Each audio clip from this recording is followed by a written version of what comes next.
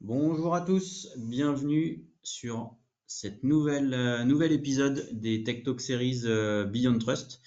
Un 10e épisode déjà, qui nous amène aujourd'hui sur une nouvelle fonctionnalité qui est apparue dans Privilege Management Cloud pour Windows et Mac, et en l'occurrence une fonctionnalité qui était très largement demandée il y a encore quelques mois.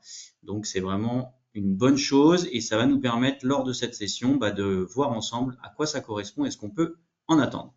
Cette fonctionnalité, c'est ce qu'on appelle le Just-in-Time Access. Alors vous verrez partout JIT, GIT, pour justement cet acronyme Just in Time. On le voit bien sûr chez Beyond Trust, mais on le voit un peu partout dans le monde du PAM. En l'occurrence, le Just in Time, c'est quelque chose qui est assez couru, assez demandé. Après, chacun met un petit peu ce qu'il a envie derrière. Là, on est sur de l'accès à la demande globalement, et sur un accès qui va être temporaire. Donc, on est vraiment sur cet accès-là, cet accès en mode just-in-time. Sachant que ce module est apparu donc dans l'édition 24.5 de Privilege Management Cloud et que ce module va évoluer dans la prochaine release normalement vers des fonctionnalités encore plus avancées sur cet accès-là. Donc, on aura peut-être l'occasion de faire un Tech Talk Series justement sur ce nouveau module dans la prochaine release. Mais on va déjà parler de ce qui existe, de ce qui est mis en place, de ce qu'on peut en attendre, de comment on le met en place au niveau de la solution et de ce qu'on peut en attendre aussi d'un point de vue ergonomique au sens utilisateur approbateur, parce que bien évidemment, quand on fait une requête d'accès, il faut bien qu'à l'autre bout, il y ait quelqu'un qui soit capable de nous valider cette demande-là ou de ne pas la valider. Et puis, on verra aussi d'un point de vue reporting ce qu'on peut attendre et ce qu'on peut avoir en termes de visibilité. Donc, c'est un peu l'agenda du jour. Allez, on attaque sans attendre sur la partie justement donc Just-in-Time Access.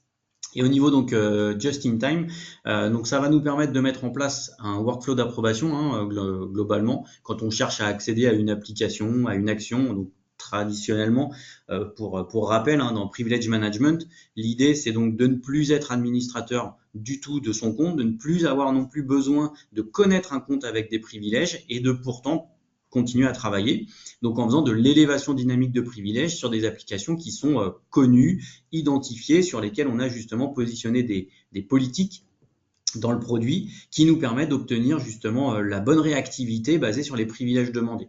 Et donc cette réactivité, historiquement, elle était basée sur un certain nombre de messages, comme le fait par exemple de devoir demander une confirmation, est-ce que tu es sûr de vouloir accéder à cette application, de demander une réauthentification de l'utilisateur, voire même de mettre de l'authentification forte à l'utilisateur. Et puis, in fine, de pouvoir lui interdire, ou tout du moins de provoquer un appel au support avec un applicatif qu'on appelait le Challenge Response Application, donc une petite application que le support, dans laquelle pouvait générer un code de réponse le support, très pratique, toujours existante bien évidemment, mais on avait quand même cette notion de latence entre l'utilisateur qui dit moi j'ai besoin de quelque chose, je ne peux pas y accéder, j'ai un code qui m'est affiché, ce code je le fournis au support et puis le support me fournira le code retour quand il le pourra. On avait cette notion un peu de déconnexion très pratique, mais pas forcément très pratique à l'usage en tout cas, pratique dans le sens déconnecté, pas forcément très pratique en termes d'utilisation de l'application. Et donc on va pouvoir, grâce à ce workflow d'approbation et grâce au just-in-time aussi, pouvoir remplacer ou avoir en tout cas une alternative à cette fameuse application Challenge Response. Donc le JIT, ça existait déjà, pour être tout à fait franc dans le produit, mais exclusivement en intégration avec ServiceNow. Et donc tout le monde n'a pas ServiceNow, donc c'était pas forcément le plus utilisé, mais dans ServiceNow, on avait déjà cette capacité à faire une requête dans ServiceNow qui créait un ticket et les personnes qui s'occupaient du ticket dans ServiceNow pouvaient répondre et du coup fournir le code retour au niveau de l'utilisateur. Maintenant, avec cette fonctionnalité qui est arrivée, la fonctionnalité JIT, elle est directement et native dans EPM. Donc, il n'y a pas besoin de composants additionnels, il n'y a pas besoin de produits additionnels. On est natif dans l'interface EPM, que ce soit au niveau du client qu'au niveau de la console, on va pouvoir l'utiliser directement. Petite contrainte, par contre, pour pouvoir l'utiliser, c'est le mode connecté. Parce qu'on parle de workflow d'approbation. Je demande, on m'approuve, j'accède. C'est un peu les 3 étapes qu'on va avoir. Et donc, si je fais une demande, cette demande, elle doit arriver à l'autre bout, elle doit arriver dans la console arriver dans la console, ça veut dire que j'ai du lien, j'ai du réseau pour pouvoir aller inscrire ma demande dans l'instance cloud. Donc ça, c'est un point qui est essentiel, mais on verra quand même que sur le mode justement natif EPM, en tout cas, ça n'existe pas dans le mode ServiceNow, mais dans le mode EPM, donc quand je disais remplacer cette application de challenge response, donc de ne plus avoir justement ce code, mais d'avoir cette gestion de workflow un peu plus dynamique. On a quand même un mode de backup entre guillemets. Si typiquement je veux faire une demande d'accès, mais par contre j'ai pas de réseau, qu'est-ce qui va se passer? Ben, je vais quand même pouvoir basculer sur le mode challenge response. Donc c'est quand même un mode intéressant pour pouvoir gérer le mode connecté du mode déconnecté. Si je suis connecté, le workflow d'approbation sera certainement plus fluide, plus souple, plus performant, plus ergonomique aussi pour l'utilisateur. Versus si je suis pas connecté, ben ce mode challenge response, il a encore toute son importance, tout son usage, et donc on pourra l'utiliser en tant que tel. Un point essentiel, je l'ai dit, mais je l'ai dit rapidement, donc peut-être que ça vous a pas percuté, cloud only. Ok, donc cette fonctionnalité-là aujourd'hui n'est disponible que pour les clients présents et futurs qui choisiront Privilege Management Cloud. Donc je peux pas vous dire si ça arrivera malgré tout dans la partie on-premise, mais à ce jour c'est pas le cas en tout cas. Donc pour l'instant c'est que dans le cloud que la fonctionnalité est disponible. Comment ça se met en œuvre? Très sincèrement, ça se met en œuvre vraiment facilement. Il n'y a pas grand chose à faire. La première étape, c'est d'activer le produit. Vous avez le print screen ici qui vous est proposé. J'ai juste un petit bouton à activer et à choisir si je veux faire du just-in-time dans EPM ou si je veux faire du just-in-time avec ServiceNow. C'est ça que vous avez dans le petit menu déroulant qui vous est proposé. Là, dans l'ensemble de ce Tech Talk, on va parler vraiment de l'intégration dans EPM natif, parce qu'encore une fois, ServiceNow, ça existait déjà, et deuxièmement, tout le monde n'a pas ServiceNow, donc l'objectif, c'est de voir ce qu'on peut faire déjà nativement avec le produit sans avoir rien d'autre à acheter en termes de produit ou de licence. Donc, on active le module, on sélectionne son mode d'intégration, et en l'occurrence ici, on va choisir EPM. Et puis ensuite, on peut aussi activer une petite fonctionnalité qui va permettre d'obliger les approbateurs à sélectionner une raison, à indiquer une raison en tout cas quand ils disent j'approuve ou quand ils disent je refuse, les obliger à saisir un commentaire qui pourra bien sûr être tracé ensuite dans le reporting, nous permettant de comprendre le pourquoi il a répondu oui ou pourquoi il a répondu non.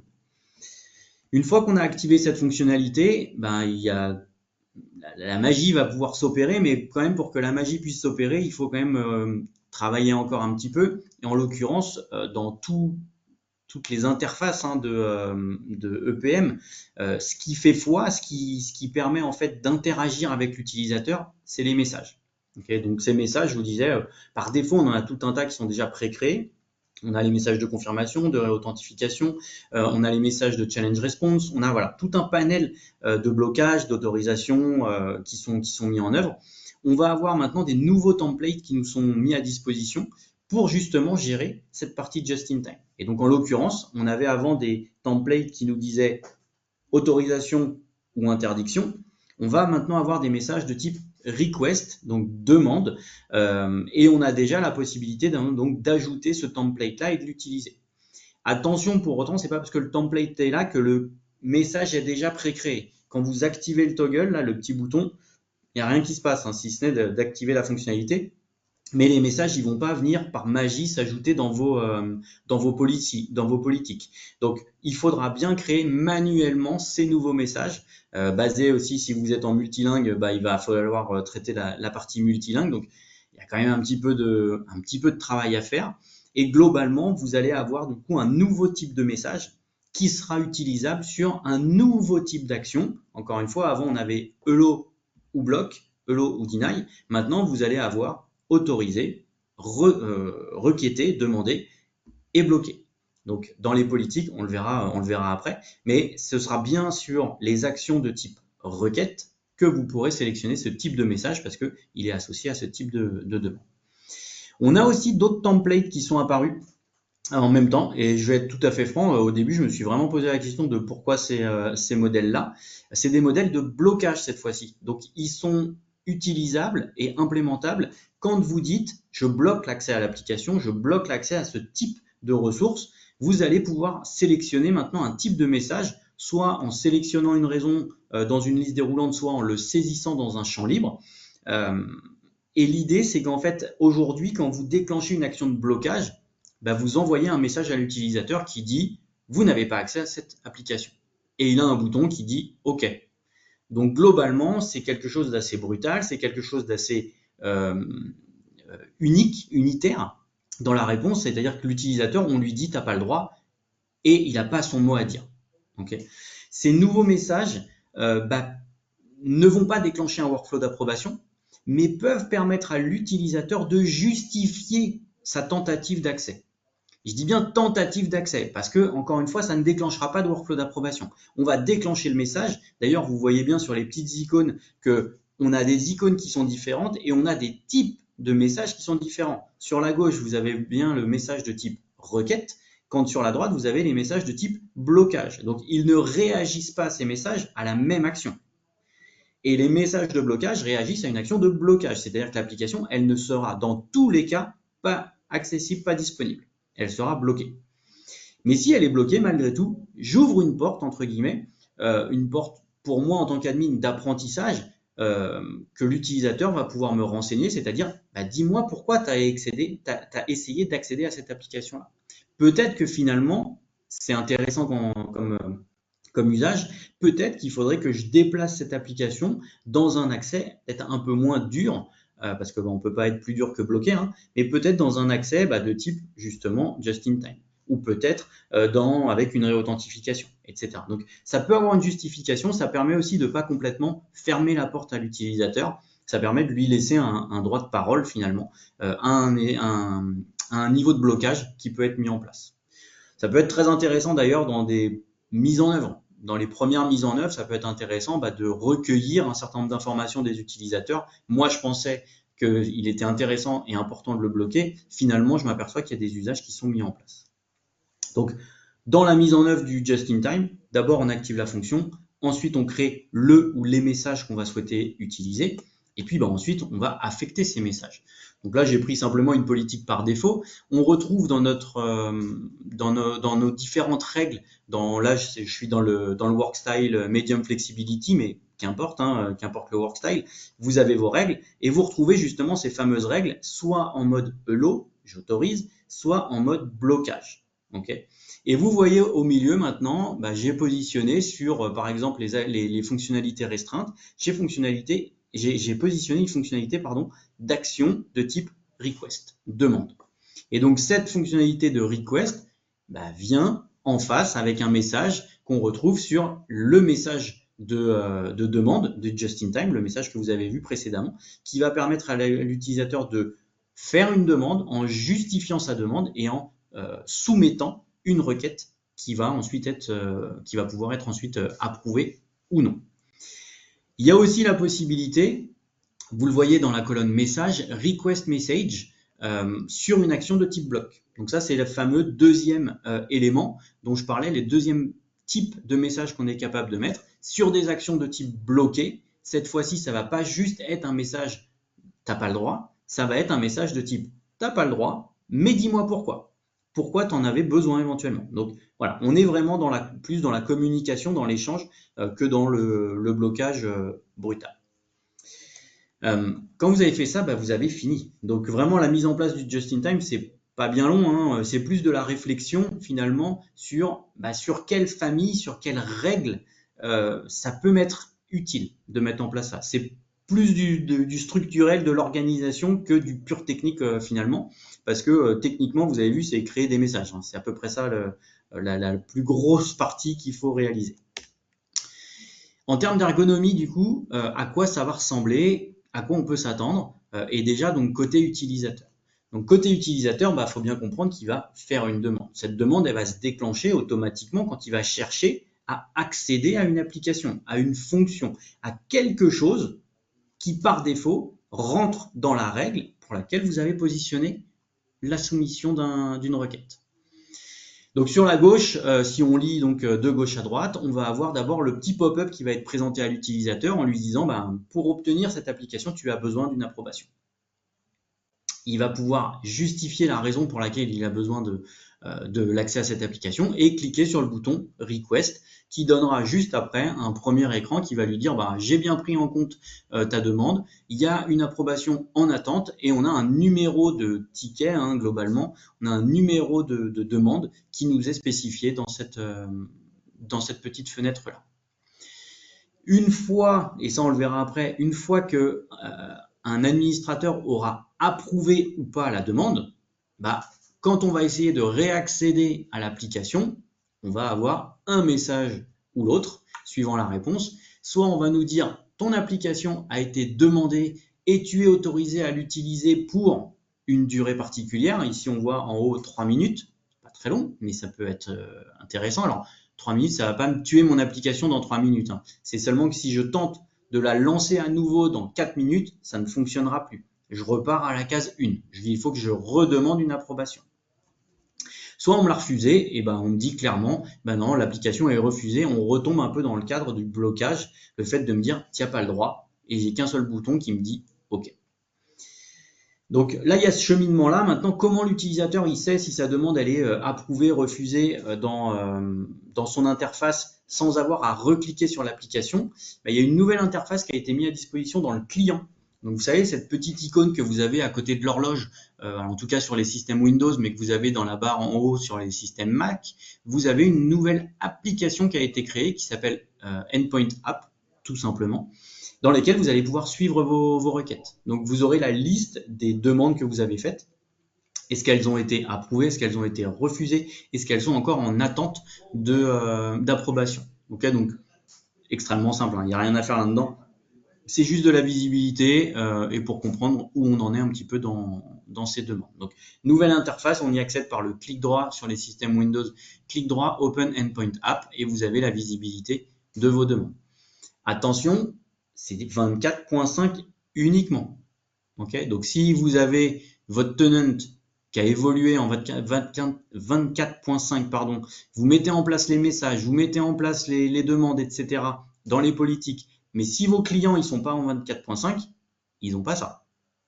Okay, donc faites bien attention, validez bien avant de pouvoir basculer sur ces types d'accès que votre infra elle est à jour.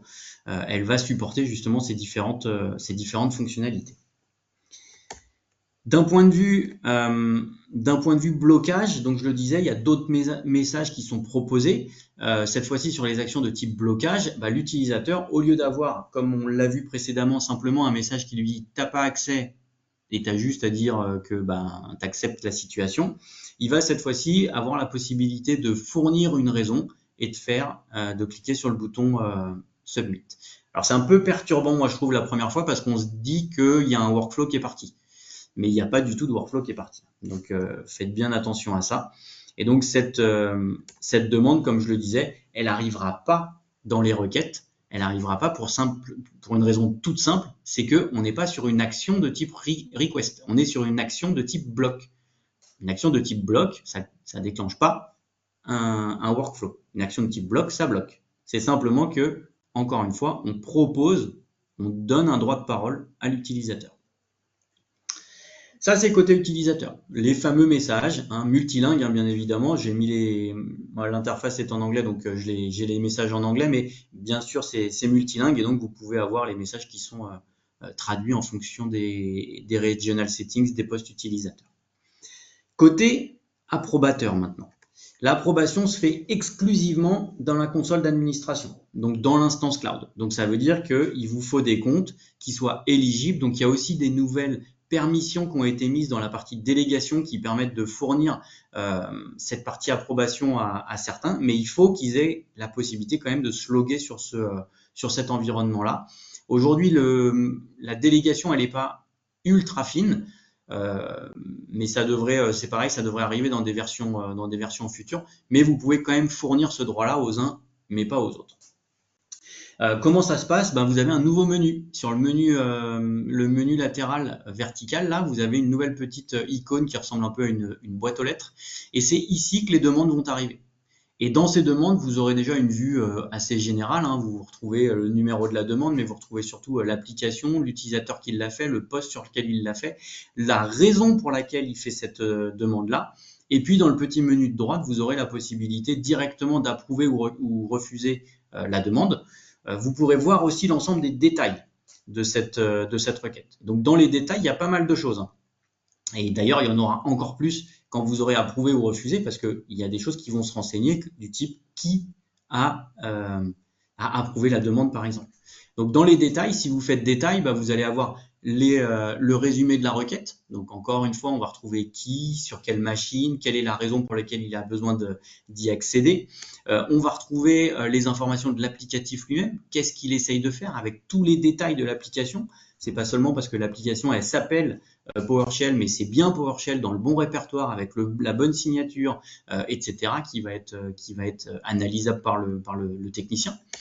Les notions de la politique qui a été heurtée, hein. Pourquoi j'ai ce message-là? Parce que je suis rentré dans une politique qui était basée en mode request et qui a déclenché un message de type just in time.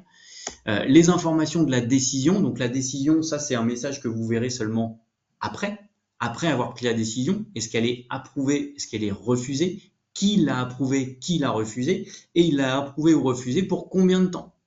Vous trouvez en bas, hein, le duration once, très intéressant parce que vous allez voir que dans l'approbation, vous pouvez approuver justement pour une période de temps, par exemple, ou justement pour un usage exclusif sur cette application.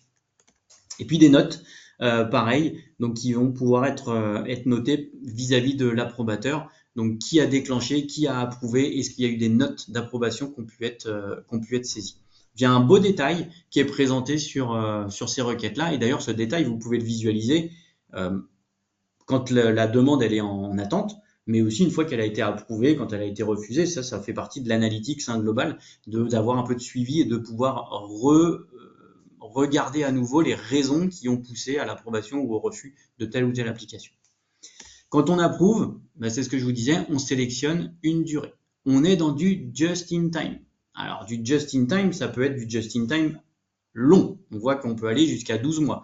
Donc, 12 mois de just-in-time, c'est du just-in-time relativement longue durée, mais on peut descendre à des valeurs beaucoup plus faibles, hein. Par exemple, le fait où je sais que cet utilisateur-là est en cours de développement sur une application particulière. Pour cette application, il a besoin d'un nouvel outil qu'il utilise quotidiennement et ce projet, il doit être livré dans 2 semaines. Je vais lui donner 2 semaines d'accès à l'application et je vais pas avoir besoin de modifier ma config pour ça. C'est là où on va gagner du temps. C'est que historiquement, avant, c'était bloqué.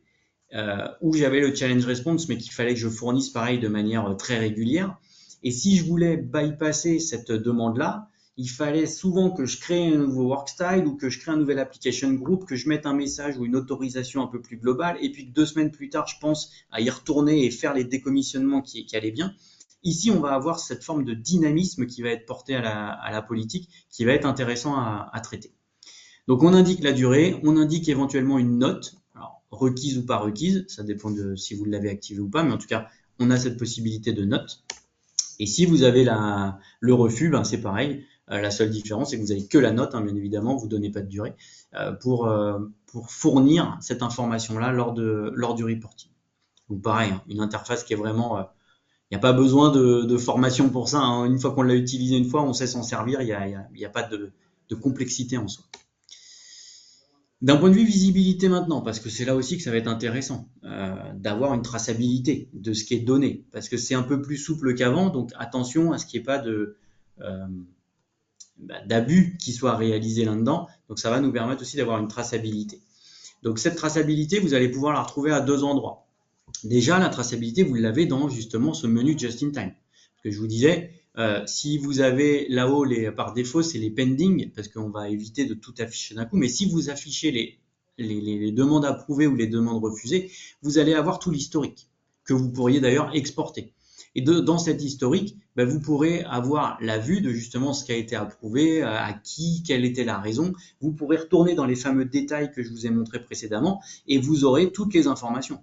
Qui a pris cette décision-là? Qui l'a approuvée ou qui l'a refusée? Quelle a été la justification qui a été donnée à cet instant-là? À qui elle a été donnée? Sur quel poste elle a été donnée? Donc, vous aurez tout le détail et ça fait déjà partie de cette brique Analytics qui est disponible. Un autre endroit dans lequel vous allez avoir aussi des informations. Si vous allez dans la partie auditing, il y a un nouveau menu qui a été apporté, c'est le Just-in-Time Access Auditing. Et donc dans cet accès-là, vous aurez aussi le panel d'audit justement qui va vous être proposé. Mais cette fois-ci de manière peut-être un peu plus intelligente, c'est d'ailleurs presque plus là-dedans qu'il faudrait aller pour avoir ces infos. D'un point de vue tabulaire, vous avez un petit peu les mêmes informations. Par contre, ce qui est très intéressant, c'est les filtres que vous avez en haut. Donc là, je vous en ai donné un exemple des filtres qu'on peut positionner, mais il y en a d'autres. Mais par exemple, de montrer toutes les décisions de type refus. Comme ça, on identifie, est-ce que c'est tout le temps les mêmes techniciens qui refusent? Est-ce qu'ils les refusent tout le temps pour les mêmes utilisateurs? Quelles sont les applications qui sont ciblées? Donc, on va pouvoir avoir un peu des tendances, des informations qui vont nous être affichées exclusivement sous format tabulaire.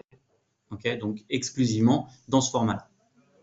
Petite note quand même aussi dans l'audit, là où ça va être intéressant. Vous apercevez ici pour cet événement-là, j'ai 3 audits qui sont renseignés. Pourquoi j'ai 3 audits qui sont renseignés? Et vous voyez, les décisions sont différentes, pending, approved, approved, par exemple. Pareil, dans les décisions, au début, j'en ai pas et ensuite, j'ai des décisions qui sont portées. En fait, ce qu'il faut comprendre, c'est que j'ai 3 événements pour une action approuvée, j'en aurai 3. Pour une action refusée, j'en aurai que 2. Pourquoi? Parce que mon premier audit signifie j'ai une demande. Mon deuxième audit signifie j'ai une approbation qui a été apportée par quelqu'un avec une justification. La troisième signifie elle a été utilisée cette approbation. Okay? Donc j'ai eu les 3 notions qui ont pu être mises en œuvre, la requête, l'approbation, le lancement. Donc c'est intéressant aussi de pouvoir suivre ça parce qu'il y a des fois, on peut avoir des approbations qui, in fine, sont plus jamais utilisées. Donc j'ai pas eu de lancement. Donc être capable de comprendre un peu ces données-là. Et enfin, la dernière partie de visibilité qui va nous être mise à disposition, et c'est sûrement l'un que vous auriez été par défaut pour essayer de tracer les accès just-in-time, c'est la brique Analytics. Donc, ça semble tout à fait logique. Il y a un dashboard d'ailleurs qui a été mis en place spécifiquement pour ce just-in-time que vous voyez donc maintenant sur la brique dashboard qui est cliquable. Donc, vous pouvez cliquer sur les différentes valeurs ou les différentes applications qui sont listées dans ce mini dashboard. Le fait de cliquer dessus, ça va vous emmener sur différentes informations, justement liées à l'application en elle-même. Est-ce qu'il y a eu plusieurs demandes qui ont été fournies? Là, en l'occurrence, on voit en bas, il y a eu une demande qui a été approuvée, une demande qui a été refusée. Donc, ça nous donne un petit peu des métriques aussi d'usage. Si typiquement, j'ai une application qui a été demandée 200 fois et 200 fois approuvée, ça sert peut-être à rien de mettre une approbation parce que, in fine, ça veut dire que c'est justifié et que j'en ai besoin. Ça va nous permettre aussi d'avoir ce type de tendance. Et là, typiquement, ça peut valoir le coup de modifier ma conf parce que c'est quelque chose qui est finalement très demandé et tout le temps obtenu. Donc, in fine, c'est peut-être mieux de la donner en accès. On a aussi les événements qui vont nous permettre de voir où est-ce que ça a été, c'est pas cette fenêtre-là, pardon, les événements qui va nous permettre d'afficher la liste des fois où ça s'est produit et donc on aura les utilisateurs, les posts, etc. Vous êtes habitués, c'est la même liste des événements qu'on a dans les autres accès. Une autre possibilité aussi de comprendre, et là c'est plutôt, je fais le parallèle avec les fameuses applications qui ont été bloquées, mais bloquées avec un message de requête, un message de demande, le fameux nouveau message qui apparaît maintenant. Ça, vous pouvez les retrouver. Alors, c'est pas forcément le plus simple, moi je trouvais, mais bon, ça se trouve quand même. L'idée de ce slide, c'est justement de vous expliquer ça. Je suis capable donc dans la partie applicative de chercher toutes les actions de type bloqué. Forcément, c'est une action de type bloqué vu que le message ne s'applique qu'à ces applicatifs-là. Et une fois que j'ai filtré ces demandes-là, je vais pouvoir cliquer sur une application ou une autre pour aller voir son détail. Et quand je vois son détail, je vais accéder aux fameuses raisons. Les fameuses raisons qui ont été saisies au moment où j'ai été bloqué. Donc, j'ai eu des blocages, j'ai eu des demandes d'informations et ces gens-là m'ont fourni des raisons du blocage. Donc, grâce à cette petite section-là, on voit bien que j'ai pas de workflow. En bas, la partie application request, c'est les workflows. J'en ai pas. Encore une fois, ce n'est pas un workflow, c'est un blocage. Par contre, j'ai des raisons. Et ces raisons-là, justement, je vais pouvoir les voir, je vais pouvoir les lister, je vais pouvoir comprendre quel en est l'usage et peut-être me poser la question de est-ce que finalement, il ne vaut pas mieux que je modifie ma configuration. Donc voilà en gros les différentes étapes. La partie mise en œuvre, vous avez vu que la mise en œuvre, c'est extrêmement facile. Le point qu'il faut bien garder à l'esprit, soyez en 24.5 points quelque chose pour que ce soit bien pris en considération. Mettez en place les messages. Ces messages vont réagir côté utilisateur, ils vont pouvoir soumettre leurs demandes, que ce soit sur du blocage ou sur justement du requêtage. Les approbateurs vont pouvoir visualiser et approuver ou refuser ces demandes-là. Et ensuite, d'un point de vue audit, vous aurez la traçabilité de qui a approuvé, qu'est-ce qui a été approuvé, combien de fois ça a été approuvé. Et vous aurez aussi la traçabilité des messages bloqués et des raisons fournies par les utilisateurs pour lesquelles ils auraient pu avoir besoin de ces applications bloquées. Donc voilà le nouveau module Just-in-Time Access. On est pile dans les temps de cette nouvelle session. J'espère que ça a été intéressant pour vous. N'hésitez pas à la mettre en œuvre. C'est vraiment quelque chose qui devrait fluidifier, moi je pense, les configurations, parce que c'est vrai que on essaye toujours de réagir un petit peu, soit de fournir des codes challenge response, c'est pas toujours très simple, très ergonomique. Et puis quand on en a marre de fournir des codes, en général, on se dit je vais modifier ma conf pour qu'il ait plus besoin de me demander des codes. Mais on diminue un petit peu le niveau sécuritaire. Du coup, cette notion de just-in-time devrait fluidifier un petit peu l'accès à l'applicatif pour l'utilisateur. Une ergonomie qui est quand même un peu plus sympa pour lui. J'ai juste à justifier ma demande et envoyer ma requête. Un suivi de requête qui est disponible.